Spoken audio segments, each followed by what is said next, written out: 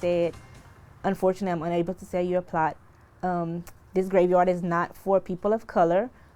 It's a white human being only cemetery. Denied burial for being black, and Allen Parish family is outraged at how they were treated at a cemetery.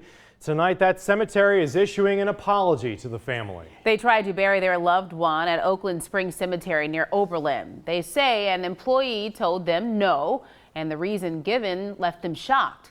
3's on the street. Katie Easter has the story from Oberlin. And Katie, does this apology go far enough?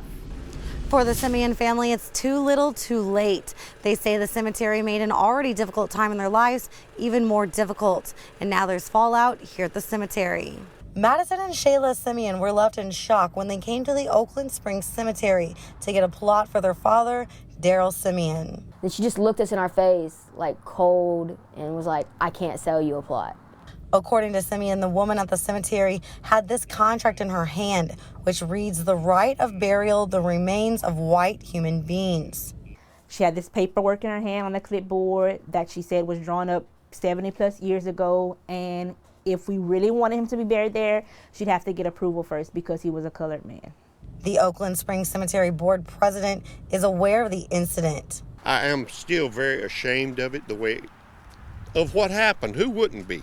Craig Vissenaw says the contract was written in the 1950s when the cemetery was first opened. Changes will be made. I promise you it will be fixed. But the Simeons say the damage is done and their father deserved better.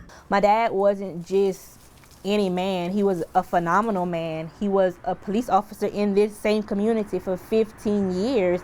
He protected the same people that denied him a place to lay eternally because of the color of his skin. The employee who denied the Simeon family burial has been fired, and the cemetery offered a plot to the family, but they say they'll be burying their father elsewhere. In Oberlin, Katie Easter, KTC TV3.